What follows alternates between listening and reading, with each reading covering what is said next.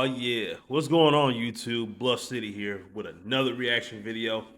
And I stumbled upon the teacher side of TikTok, and turns out a lot of teachers today, they have just had it with Gen Alpha and just how absolutely annoying they are. And with the videos I'm about to show you, you can see it on a lot of their faces. Like they just cannot and do not want to deal with it anymore. Now, some have figured out solutions to combat their behavior, and others just like, nah, man, I'm done. So, with that being said, make sure you guys like, share, and subscribe for more videos because I promise you, you're not going to want to miss them. So, let's get into these teacher TikToks. It's so annoying. I'm sorry, I have to say that. These kids do the most annoying things. Because why are you tapping on your desk in the middle of me teaching?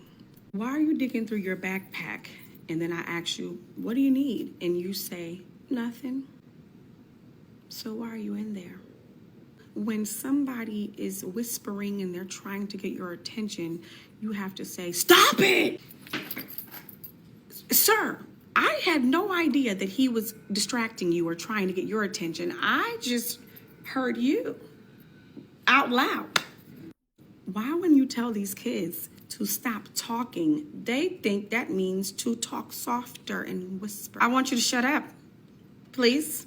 Balling the paper up and tearing it into tiny pieces just to go and throw it in the trash. Teachers are trying here. We are trying. We're trying to have patience. We are trying to teach your children the youth of America, but baby, the youth is not making it easy. Yeah, they're being raised by shit parents that barely want to raise them, and they just want to put iPads and iPhones and all sorts of tech. Have them raise the kids instead, so the parents can just go off and do whatever.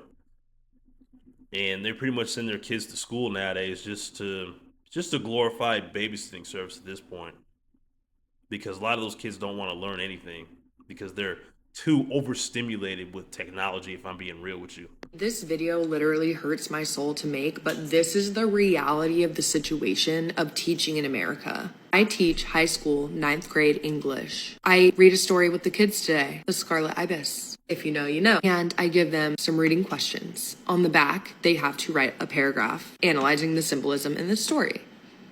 They do the questions on the front, and then they get to the back of the paper. Do I have to do this? My answer was no, I put it there for fun. This video... Oh my goodness. Halfway through the project, I had 5 kids come up and say, "Can we do something else now?" And that was the moment I realized. Our kids don't know how to stick with something anymore. I've been teaching since 1993. And yes, we have always had kids who struggle to focus. But what's happening now is on a whole other level. If you're just meeting me, I'm Melissa, and I have been teaching forever. About 7 to 10 years ago, I started to see a shift. Suddenly, every child had a phone or tablet, and parents, understandably, were using them to keep their kids quiet. Of course, I did it with my own kids sometimes too. But now, it's different. Kids aren't playing outside. They're not learning how to be bored. They're not learning conflict resolution skills. And they don't know how to listen or sit still anymore. I used to show a movie that connected to our lesson, and the kids were so excited.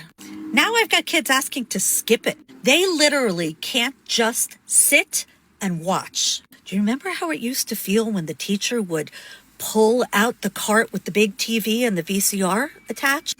Yeah, not anymore. Now kids need constant stimulation. So yes, focus issues have always been around, but nothing like what I've seen in the past decade. Have you noticed it too? Put your story in the comment. I mean, like I said earlier, their constant stimulation that with them having those iPads and phones all day, man, they can't even, like, I remember hearing this a long time ago, like a lot of kids can't even watch movies now because to them it's too long. They're so used, they have TikTok brain is what it's called.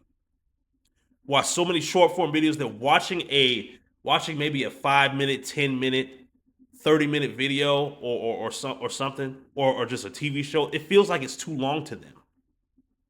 They feel like that's way too long for them to be sitting and watching. I mean, like this woman said, I remember being in school and I remember I used to love it when we would just watch a film, for the sake of the lesson or whatever. I remember we watched Forrest Gump in the 10th grade in my 10th grade history class. Man, we loved that. We watched Forrest Gump. I mean, for the whole class, for the entire class, that's what we watched because it was like a part of the history lesson at the time. I think this was towards the end of the year. Watching Forrest Gump, man. That was so laid back and chill. We were all so happy to do that and not have to do book work and write stuff down and things like that. All we had to do was sit back and watch the movie and take some notes. That's it. Now kids today, they can't do that. They're like, ugh, can we do something else now? That is wild to me. Man, I'm telling you, like a lot of modern tech is ruining our kids. So I absolutely feel what this woman is saying without a shadow of a doubt. This is like next level disrespectful. I asked a student today, did he correct an assignment? And his response was, better be glad I even did it to begin with. In my mind, I was levitating across the classroom. Like, really, child? I'm telling you, these iPads, these Chromebooks, is the worst thing for kids. Kids are addicted to them. They will go from loving you as a teacher to hating you immediately if they don't get their way with their Chromebook. Like I told this kid to close his Chromebook up today. He had a fit. He's like, I hate you! I hate you! Give it back to me! Give it back to me! I gave it back to him. In a paragraph. Oh my gosh. In a paragraph? Full, you know what a complete sentence is? Yeah. Explain 5 sentences. 5 sentences.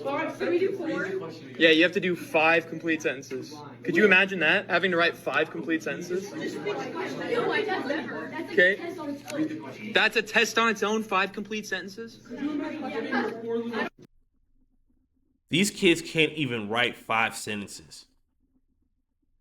Now, I used to hate having to write full essays that had to be 2, 3, or even 4 pages minimum. They wouldn't have survived that.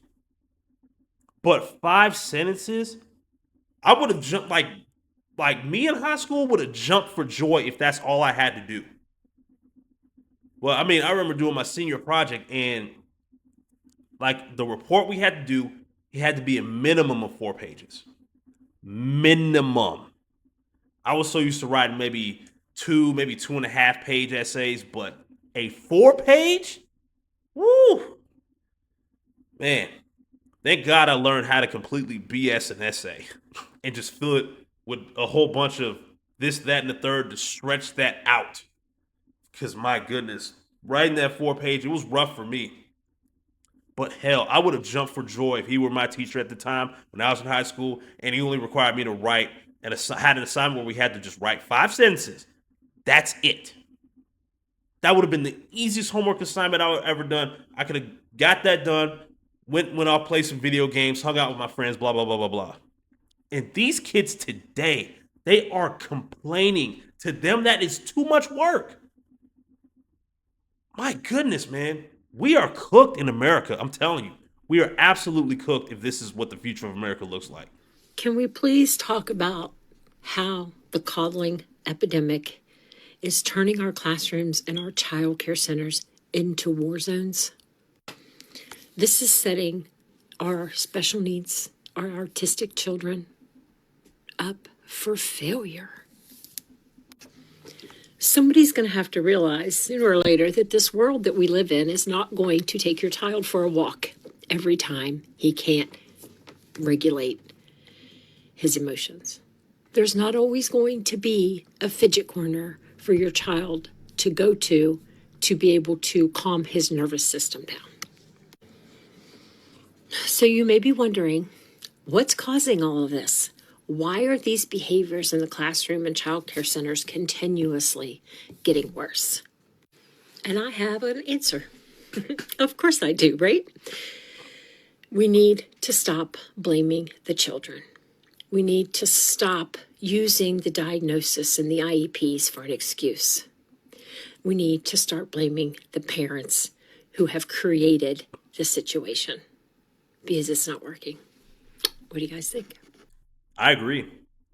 I agree with her 100% that the parents of today are creating the nightmares of tomorrow. I'm gonna say that again.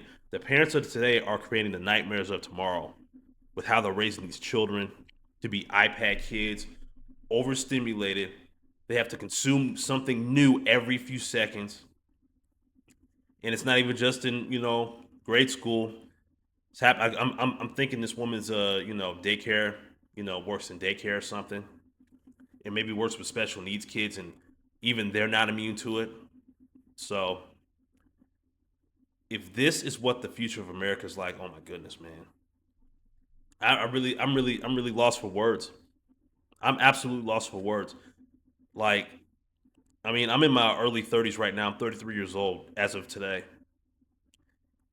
and these are the young people that are going to be in their 20s soon, and they're going to be a pain in the ass to deal with if this isn't nipped in the bud today. If this is not nipped in the bud today, and more of these parents that are raising these kids to be shitty human beings not held accountable today, we're going to pay for it in 20 years. All of us. Because we're going to have to deal with these people. They're going to be the new service workers, if that still be a thing, if automation hasn't fully went full swing and, everything isn't, ran by robots by then. I would hope not. But and there's no telling what 20 years in the future will look like. But with how these teachers are talking about these kids and how they're just such a pain in the ass to deal with, man, it just doesn't look good. It absolutely positively doesn't look good. And with that, I'm gonna end the video right there. Thank you so much for watching if you made it to this far. Make sure you guys hit the link in my description so you can follow me on other social media platforms, as well as support me directly via Cash App or PayPal. And if you choose to do so, I really do appreciate it. Thank you so much for doing that, and I will shout you out in my next video. And with that being said, thank you for watching. Please check on your loved ones. Please don't be a bonehead out here. We need less of that in the world. Be safe out there and have a good one. Peace.